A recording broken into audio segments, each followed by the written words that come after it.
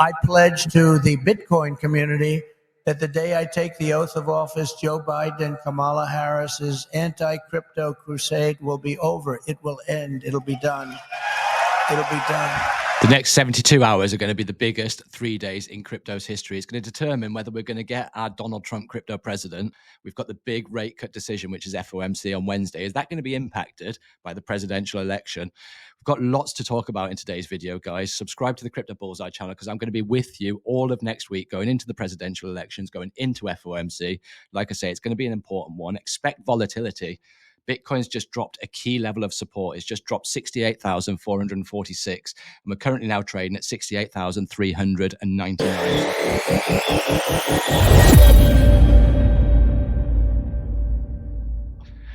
So we're expecting the volatility going into next week. What do we mean about volatility, guys? Market's undecided. At some point in time over the next 72 hours, things are going to change for different candidates. It'll look like one candidate's going to do better, and then it'll look like the other candidate's going to do better. That's going to cause indecision in the markets. And let me tell you guys, anybody that's leverage trade in the election, you are probably going to get burned. Because what will happen with these big news events, and it's not just presidential elections, it can happen with FOMC on the smaller scale. But when it is a big news event like this, you are likely to get candles that push to the upside, push to the downside. They'll wipe the leverage to the upside, they'll wipe the leverage to the downside, and create that indecision. So we know that we've got indecision in the market. We can see that Bitcoin has just dropped a key level of support. It's just dropped a diagonal trend line. So we're expecting a pullback and a move to the downside. The level that we cannot breach on Bitcoin is 65,275. If we break and close below that level, then expect further downside. So that's the key area that we need to hold. We can tell that there's indecision in the market by looking at the dominance. The dominance is spiking. That means that people are a little bit shaky that want to be in crypto, that don't know how much exposure that they want in crypto. So they go to Bitcoin. Dominance is spiking up. We've created indecision at this level here. We're at the top of the trend line. We've created indecision. Bitcoin dominance is waiting for one thing, the presidential election. Bitcoin is waiting for one thing, the presidential election. The dollar is waiting for one thing, the presidential election. You can see that the dollar's hovering at a resistance level here on the DXY. It's waiting for one thing, guys. It's waiting for the market to make a move. And for the market to make a move, the market needs decision. For the market to have decision, we need a new president, a new US president anyway. Why do I get so excited about the US president when I'm from the UK, guys? It's more exciting for me than what our elections are. So we'll look at the fear and greed index next. How do people feel moving into election week? 74. This is yesterday, guys. So this is yesterday. It gets updated every day. 8 hours, 13 minutes until the next update. Are we going to be moving more fearful going into the next fear and greed? Probably, because we've just dropped a key level of support. Right. Okay. So the next thing, poly markets. You can see that Harris is actually closing the gap. You can see, look at the size of this gap here. Trump, Trump, Trump, Harris down here. Look how the gap's closed. It's closed. It's closed. It got wider, and now it's closing again. So currently, 56.6% for Donald Trump and 43.5% for Kamala Harris on poly markets.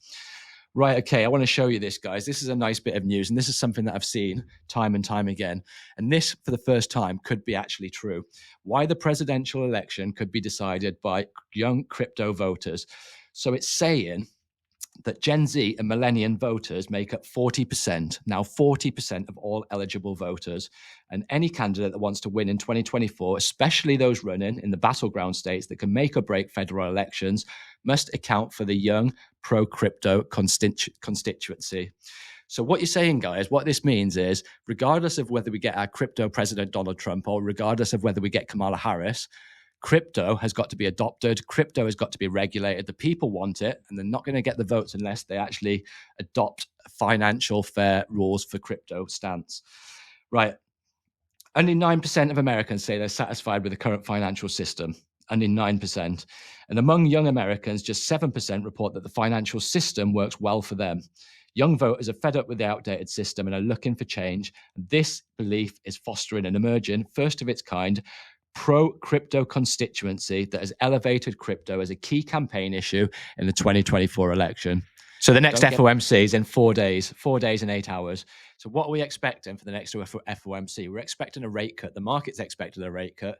And the market's pretty much guaranteed a rate cut, guys. The market's built in a 98.9% probability that we're going to reduce the rate to 450 to 475 basis points, as opposed to a pause where 1.1% of the market has been built in for that.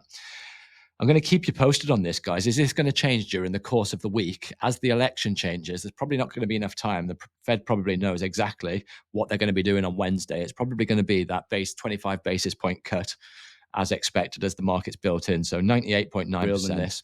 Right, and this is the thing that makes me a little bit tingly inside every time I see it. And I'm going to play it for you guys again. I pledge to the Bitcoin community that the day I take the oath of office, Joe Biden and Kamala Harris's anti-crypto crusade will be over. It will end. It'll be done. It'll be done.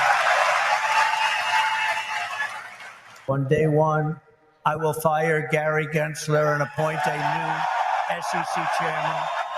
Tell me, guys, does that make you feel warm inside after all of those years of us saying, we told you so, that this was going to be a part of our financial system? All of those doubters and all of those people that thought you were dreamers, and they said that this thing wasn't going anywhere. Feels good, doesn't it, guys? Right, like I say, guys, undecided on Bitcoin. I'm going to be with you going into the presidential election. I'm going to be with you going into FOMC. Join our Discord group and stay up to date. It's completely free. I'll leave a link in the description below, and I'll see you all in the next one.